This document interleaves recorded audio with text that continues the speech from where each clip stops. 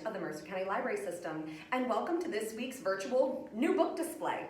This week, I'm going to feature easy biographies and easy nonfiction in honor of Black History Month. And we're gonna start with this one right here. It's called The Oldest Student, How Mary Walker Learned to Read.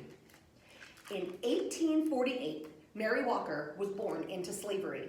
At age 15, she was freed. At 20, she was married and had her first child. At 68, she was still working and raising money for her church. At 114, she was the last remaining member of her family. And at 116, Mary Walker learned to read. So this is an amazing true story about the nation's oldest student, and it just proves that you're never too old to learn. So let's move on from reading to basketball. This book is called Above the Rim, How Elgin Baylor Changed Basketball. Hall of Famer Elgin Baylor was one of basketball's all-time greatest players, an innovative athlete, a team player, and quite a force for change. A member of the early scrappy NBA and one of the first professional African-American players.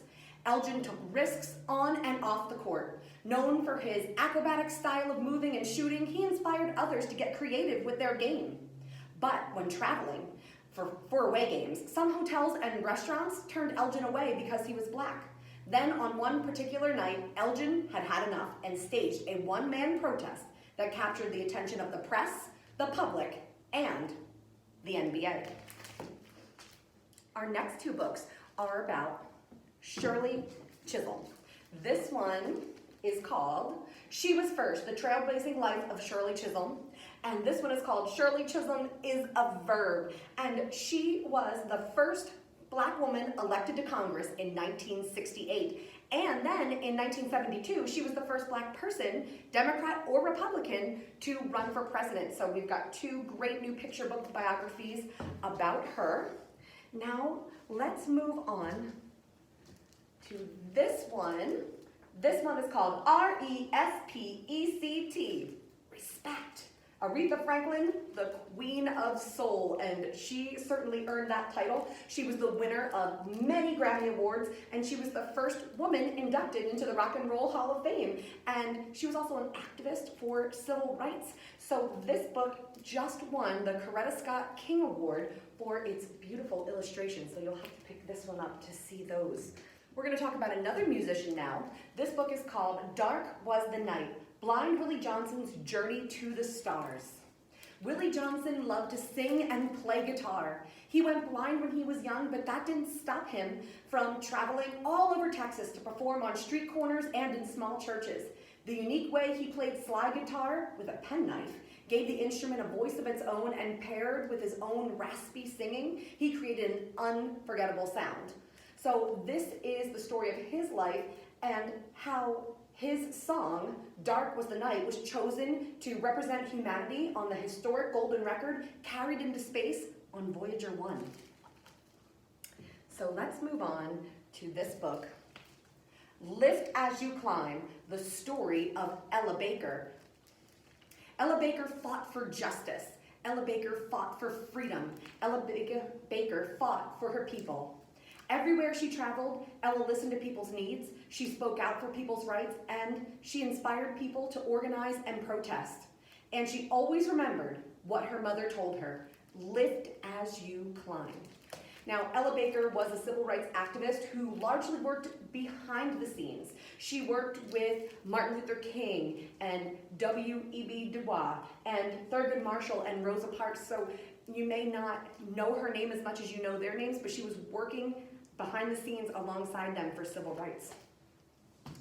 So this book is called The Teacher's March, How Selma's Teachers Changed History.